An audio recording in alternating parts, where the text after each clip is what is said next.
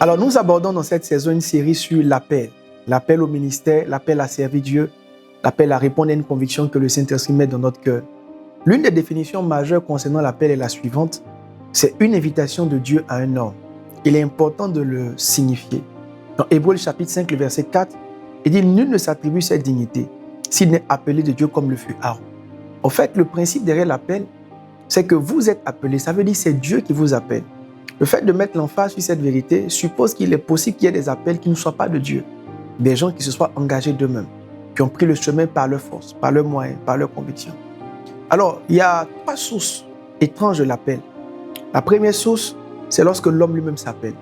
En vérité, tout le monde a plus ou moins un appel, mais la question c'est quand et où. C'est là que ça bug. Moïse va rentrer dans le ministère 40 ans plus tôt. Il s'est appelé lui-même, il s'est introduit avant que le terme des choses n'arrive. Généralement, quand on s'introduit de soi-même dans l'appel, il y a trois raisons majeures.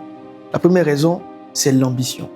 Je parlais avec une personne à une certaine époque qui, regardant la foule dans une église, et puis il a dit « j'imagine les dîmes ». Quand une personne dit « elle imagine les dîmes de cette église », c'est comme si pour elle, tout ce qu'elle voit de l'église, ce n'est pas les âmes gagnées, mais c'est l'argent.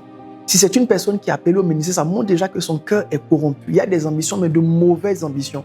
L'envie de se faire, l'envie de se construire dans le ministère. Cela montre une personne qui n'est pas entrée avec le sentiment de Dieu. D'autres sont rentrés par frustration.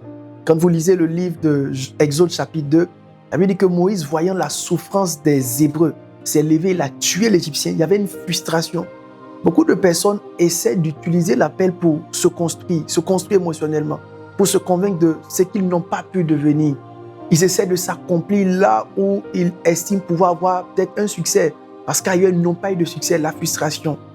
Et une troisième chose, ce n'est pas imitation. La Bible nous parle de Saül qui suivait la horde de prophètes qui s'est mis à prophétiser. Des gens qui n'ont pas un appel particulier, mais qui sont entrés dans l'appel parce que quelqu'un d'autre le fait, le manifeste. Généralement, on le sent dans les groupes ministériels. Soit l'homme prêche, la femme n'a pas d'appel particulier, mais comme le mari prêche, on rentre dans l'imitation. Alors, voici trois éléments qui montrent comment une personne d'elle-même peut se jeter dans l'appel. Et quand on n'est pas appelé par soi-même, on peut être appelé par des esprits, par des forces.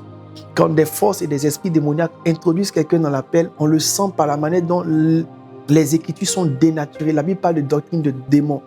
D'autres sont rentrés dans l'appel parce que la famille a voulu avoir son pasteur. Ils ont fortifié un, ils l'ont poussé. C'est la vocation des pères. La Bible dit lorsque Jean-Baptiste allait